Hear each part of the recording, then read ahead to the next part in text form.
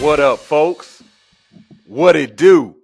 Welcome to another episode of the Best Advice Ever podcast with your boy, Mike Goodwin, the bow tie comedian. Hopefully, you are enjoying this hump day, Wednesday, or whenever you decide to listen to the podcast.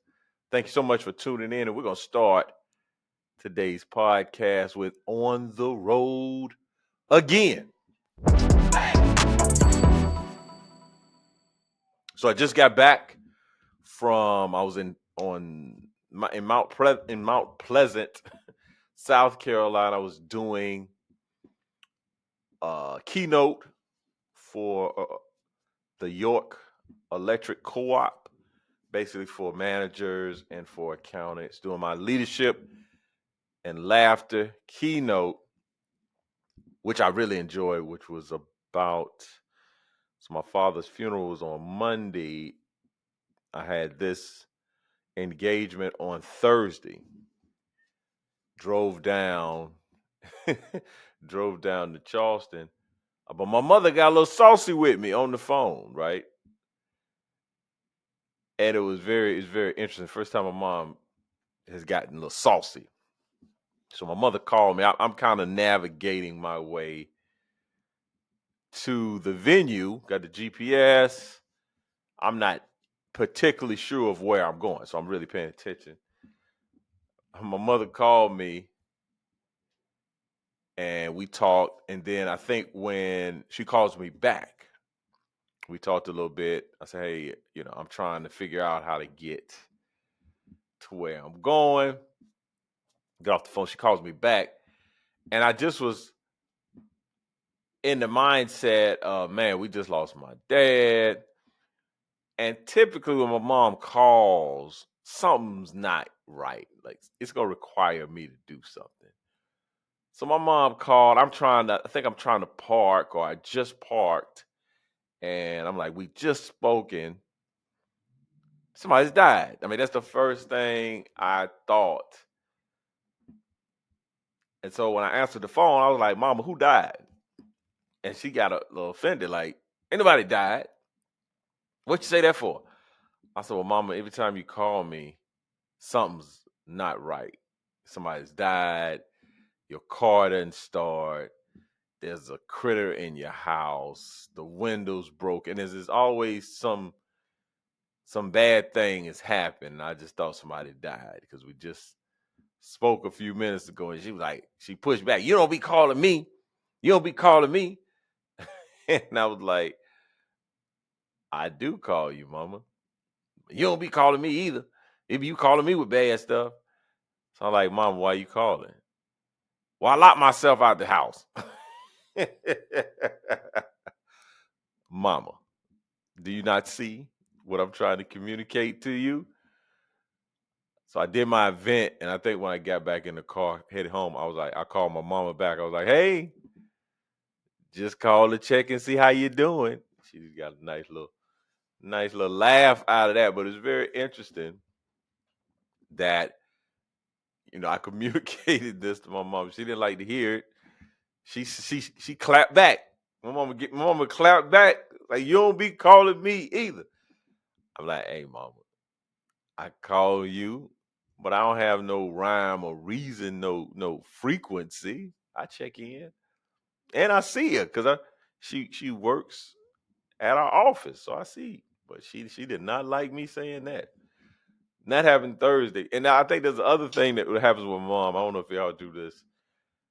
I really don't tell my mom where I'm going. Like, so when she called, she asked where I was headed, and I was like, to an event. And I don't know if it's because she's my mom and my whole life until I moved out, she asked questions that you had to answer. But when you become adult, you just like, hey, be easy. Be easy, lady. Now I don't do like she said. My brother tells her, tell me he grown. I don't do that. I don't tell her I'm grown. I just avoid the question because a lot of times my mom is very interesting. I don't know where we're going with this information. Cause it'll be like, hey mom, she's like, where you out of town? I'm like, yeah, no. So she calls, she's like, you in town? I was like, no, ma'am. Where you at? Out of town. It's like, out of town where? Out of town, headed to an event, headed to a function. Where? Why, mama? Why? Because what's gonna typically happen? Let's say I say Charleston. Oh, Maybell live down in Charleston. You need to call. I'm not calling Maybell. You need to stop by Earl's house while you in Mama. This is a business trip, so I don't have a 100% reason why I don't, but I do think from the times I've said it, it's led to who lives where and me reaching out or calling or letting them know I'm in town. And I don't want to do that. I just no, I'm here for work. If I want to reach out, now there's sometimes I forget that people are where people are. So I do forget that, oh yeah, Maybell lives there. I'm gonna reach out. But for most part, if someone lives in a place that I'm going, I I remember it at some stage of my trip. And if I want to reach out, I reach out. It's very interesting. I'm starting to pay attention to how people navigate through life, and I'm not a Hollywood person. If I'm talking to you and I say I'm gonna call you or we need to get together, I truly mean that. If I say, yeah, man, hit me up, let's do some lunch, or sometimes they'll be like, hey, we need to get together for get our wives together and go out on a date. If I'm like, yeah, we need to do that, I really mean we need to do that. I'm not just blowing smoke, as some people would say. And if I'm not interested in that, I'll say that too. I'll say, yeah, my schedule's pretty packed. I doubt. I'll circle back around. I'll say it in a diplomatic manner, but I'm not gonna fake like, oh yeah, let's get together. I'm not getting together. It's like you're in the mall, you see somebody that you went to high school with, you ain't talked to this person in years. I'm talking about decades. You haven't talked to this person. Y'all catch up. You say, "What's up, man?" Blah, say, "Man, you look good. How's your family? Where you at? What you do all that? Hey, man, we need to exchange numbers, man, so we can link up." No, there's a reason why I haven't seen you in decades. There's no need to start linking up. This is not a link up situation. And I do get my little feelings hurt because I'm out here in these comedy streets and in these pastors appreciation streets and volunteer appreciation streets and date night streets, and I meet some cool people and people are like, hey man, let's stay connected. And I'm like, yeah, let's stay connected. And then let's say there's a situation with a couple of months from the point we met. I'm like, hey man, I'll be in town, and it's crickets.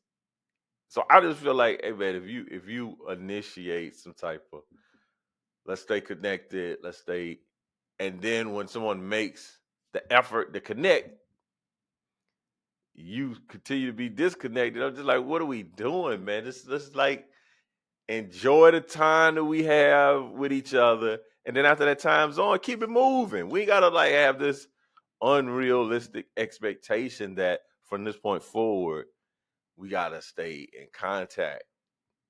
It's very strange, it's very weird. It's very weird to do it with people that you've known, maybe grew up with, went to college with, were in the army with, some type of relationship like that. But it's very, very strange to do this with strangers. You meet somebody, they just happen to pick you up at the airport, take you to the hotel, take you to the venue. Y'all have some discussions. Maybe y'all go and grab some lunch, have dope conversation. Now, like, hey man, I want to stay connected. No, we're not. We're not gonna stay connected. So that was Thursday. Then Friday, I flew into Denver, but I was in a place, Littleton, Colorado, where I did an event for Project 127, and it basically assisting folks to become foster parents, to adopt children, and just doing some magnificent work as it relates as being the hands and feet of Jesus in the earth, and assisting folks that want to foster with children and assisting children to find families. And the thing I really thoroughly enjoyed, because it was a fundraiser and I did a set, they exceeded their goal for the night of the money they were trying to raise, but they were doing a lot of video and testimonials throughout the night. And what really blessed me was in the concept of sharing these stories about foster parents and these children that are being fostered or adopted. They talked about both the hard and the hope. And I found that to be very refreshing. Oftentimes, people just talk about the good side of things. They talk about the benefits, but they don't talk about the messy, nuanced, difficult challenge of bringing a stranger into your home and raising a child that's not your biological child, and unpacking the trauma that the child shows up to your home with. And so I really was grateful that they really communicated. Yeah, this is hard, but it also provides a tremendous amount of hope, tremendous amount of fulfillment, and a tremendous amount of ministry that extends beyond generations of families, and kind of reversing the curse that many folks have encountered through their family relationships and their bloodline. So I had a wonderful time in Denver, Colorado, Littleton. My cousin, my cousin Woody came through. Jerome, Jerome. You know, we got these nicknames. At the funeral, I shared my nickname, and now we got a couple of people in my church calling me by my nickname, and it doesn't bother me. Like, I don't care. I'm an adult man. But I don't know. I guess if I was, some younger version of myself would have been like, "Man, go ahead, man. Don't be calling me that, man." But now, like, yeah, that's my nickname. We good. So that's on the road. We was on this road, man. Something really funny happened on the flight going to Denver. The guy. So I'm sitting. I so I don't know your flight preference seating. I don't know your seating preference on flights.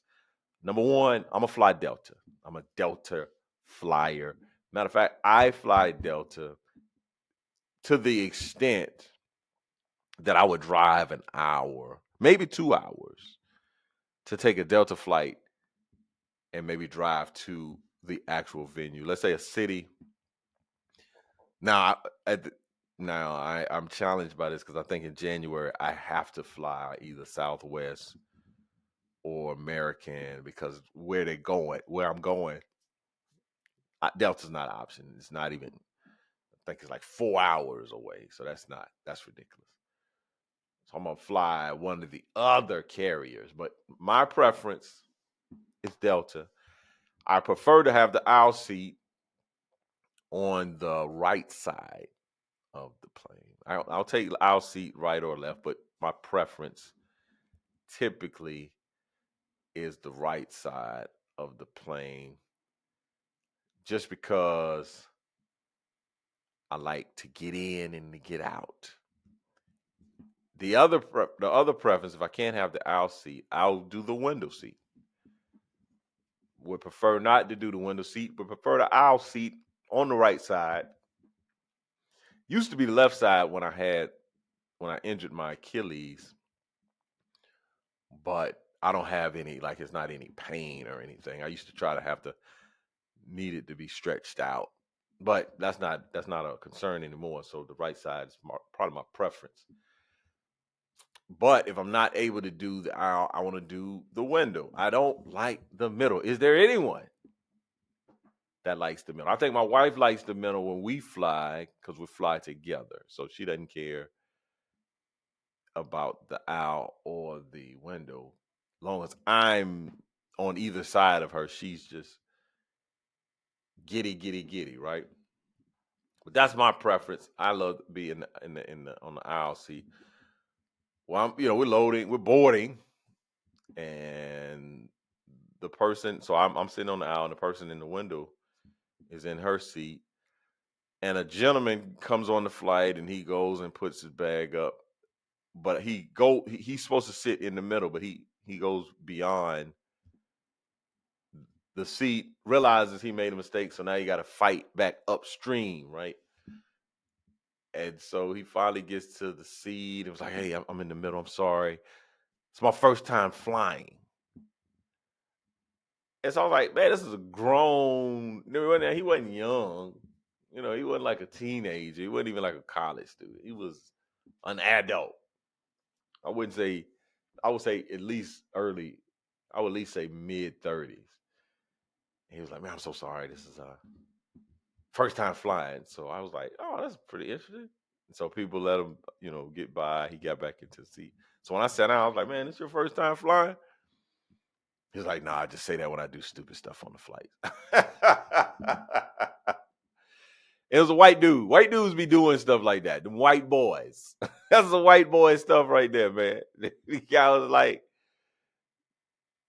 this is my first time flying.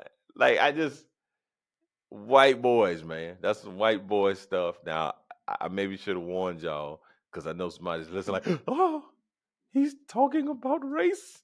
I don't like to be identified by my race. Why do we have to talk about race? Hey, man, I'm just saying, white boys be doing some very creative, interesting things. If I just make a mistake on a flight, I'm like, hey, man, I'm sorry. That's my seat right there. And I sit my butt down. I was like, hey, sorry, excuse me. First time flying. And it not be my first time flying. If I tell you it's my first time flying, it's literally my first time flying. But the way he said it and how I was just like, this seems a little bit suspicious. That when I say white boy stuff, I'm thinking like frat, like the Sigma Gamma Zamma Phi Pi My Pi. I can't Sigma Nu or yeah or a Kappa Alpha. Those shenanigans and antics by the standard fraternity guy that is of Caucasian persuasion. So that's kind of the hijinks that I'm thinking about when the guy's like, "Hey man, I'm sorry, this is my first time flying." I think about some frat stuff, some silly fraternity guy pranks and shenanigans, and that was from the mind of Mike. Now, for the moment we've all been waiting for, the best advice ever, man. Yes.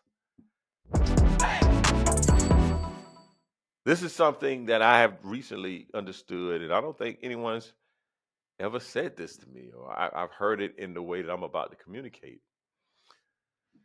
And the best advice ever today is don't want an outcome for a person more than they want it for his or herself.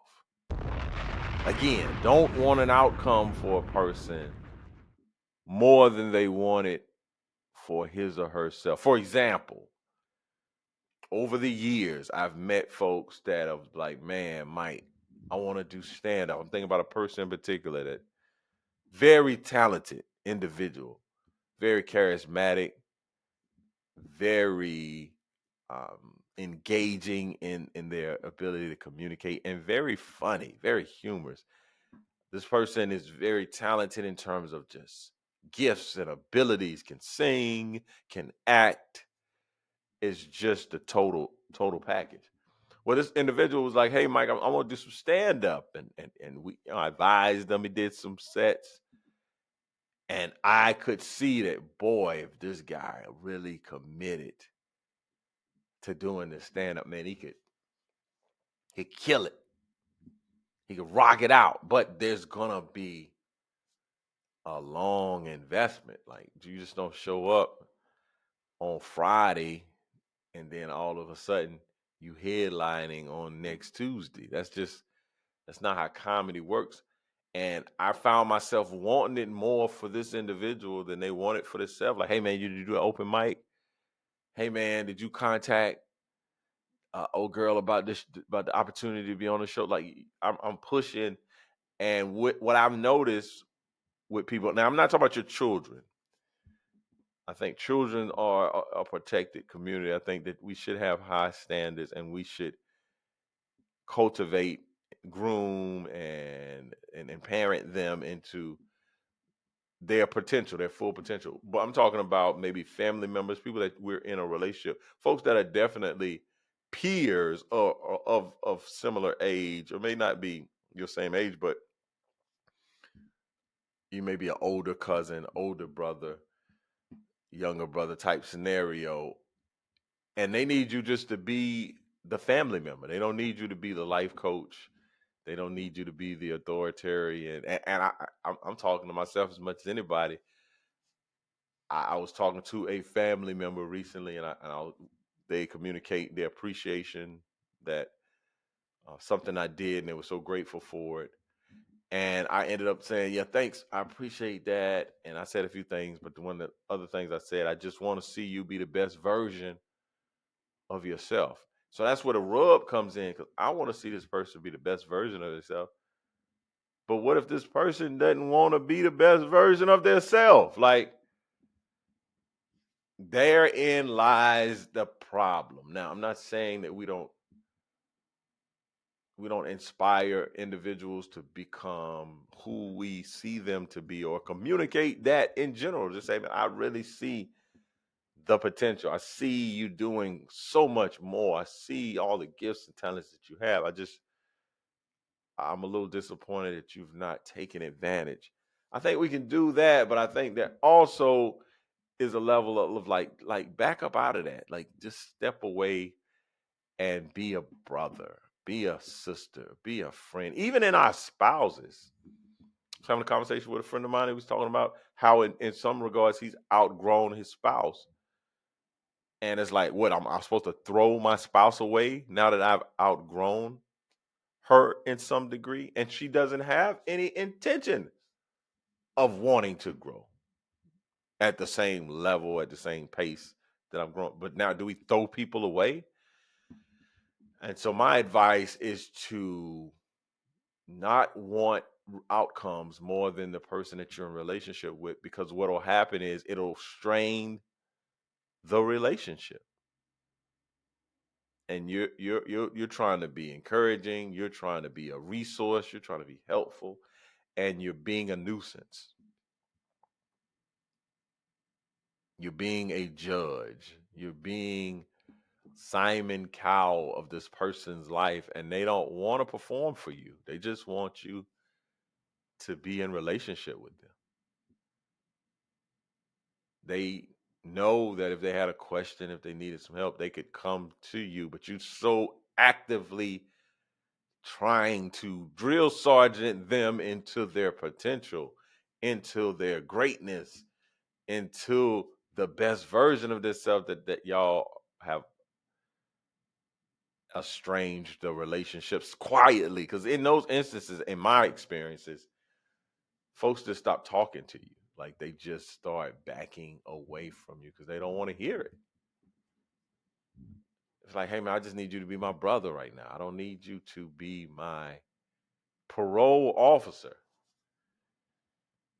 So my advice for those of you that are in the earth navigating relationships, and that's all of us, don't want outcomes in other people's lives more than they want it for themselves. Like, it has to be internal. I just had a conversation now again, children are different. I had a conversation with my son, and I'm trying to communicate to him, like, I need your language and your actions to line up.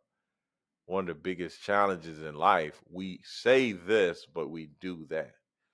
I want to lose weight, but I'm at the all you can eat buffet. I want to be a better husband, but I don't treat my wife gently and kindly, and I'm not thoughtful about how I communicate in the house because I feel like I just got to be myself. What's vitally important is that what you say and what you do are very close together, as close as possible. And sometimes, I don't want to add more advice onto the advice, but sometimes we're saying too much. You talk too much. Oh boy, you never shut up. I said you talk too. Stop talking so much. But that's another podcast advice episode. That's not this podcast advice episode. This podcast advice episode is don't want outcomes more than the person. Don't want an outcome for someone else's life more than they want it for their own self. That's been the best advice ever podcast. And now, as we get to the end of the podcast, I want to share this. What you're not gonna do. So one of the things I wanted to talk about a little bit is the idea of clean comedy.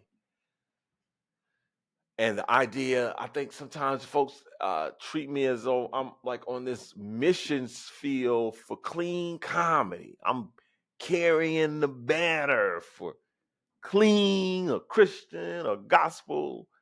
And I'm not. I'm really not. I'm just authentically being who I am. And that is a representation.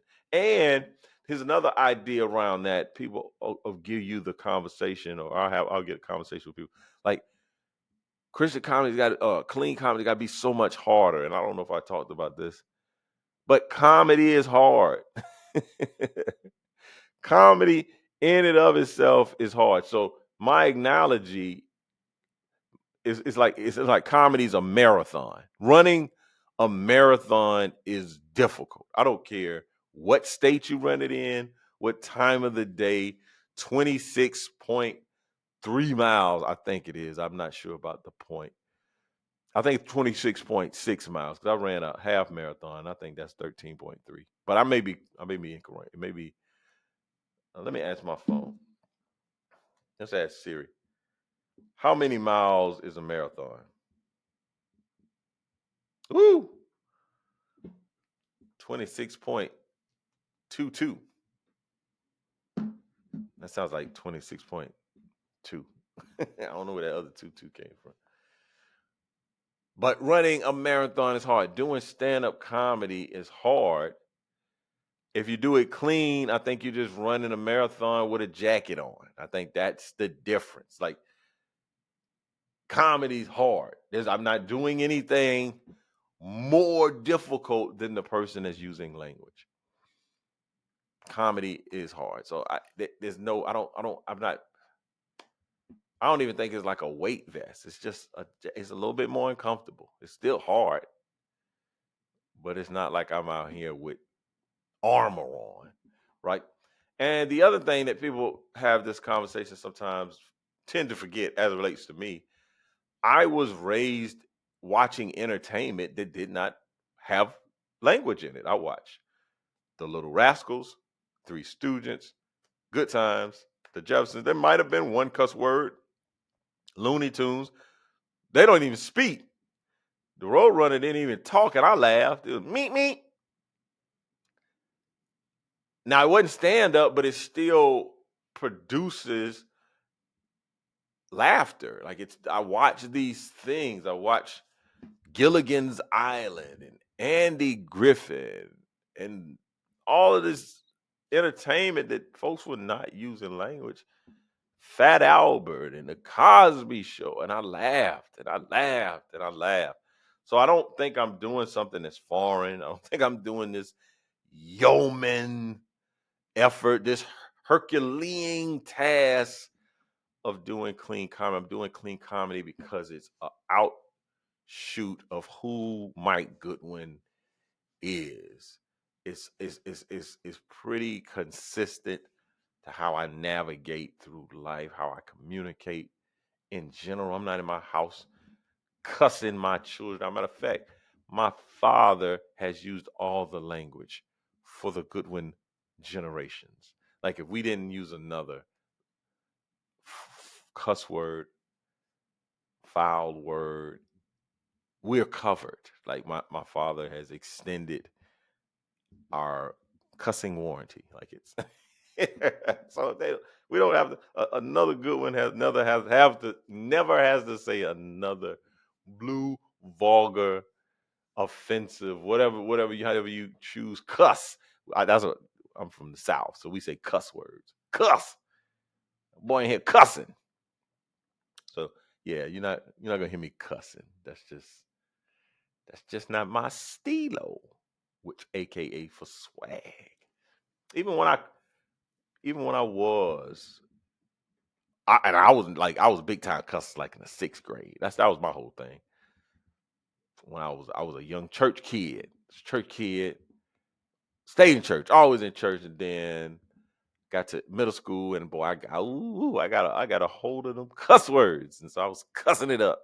But I literally remember going to basic training and having like bets with other soldiers about not cussing. Like that whole little stretch. I was really in a relationship with God in basic because the chapel was the only time you could get away from the barracks. Be like, hey, sign me up. I'm going to church. Because if you stayed in the barracks, they gonna find something. Even though it's kind of quote unquote our day off on Sunday, they are gonna find something for you to do. So I'm going to church. I'm gonna get these little butter cookies and this juice. I'm listening to this man talk about God for 25 minutes. And I'm gonna try not to cuss. So God can smile his benevolent light upon me. But yeah, that's just not how I get down, folks. So thank y'all again. What you're not gonna do is think that it's impossible for someone to be entertaining without using language. And I am committed to my brand of comedy is refreshingly funny comedy. When you walk away from an experience with me, you feel a little bit lighter, a little bit more encouraged, and a little bit more inspired. Well, this has been the Best Advice Ever podcast. Thank y'all for tuning in to another episode. Do all the things like, subscribe, leave a comment. If you have any questions, you can email those at info at MikeGoodwin.com. Again, that's info at MikeGoodwin.com. ComedianMikeGoodwin.com. Let's get that correct. I'm sorry. Info at ComedianMikeGoodwin.com. Thank y'all again for checking in with me on the Best Advice Ever podcast. I'll see you next week. Same bat channel, same bat time. You could have been anywhere in the world, but you're here with me, and I appreciate it. Peace.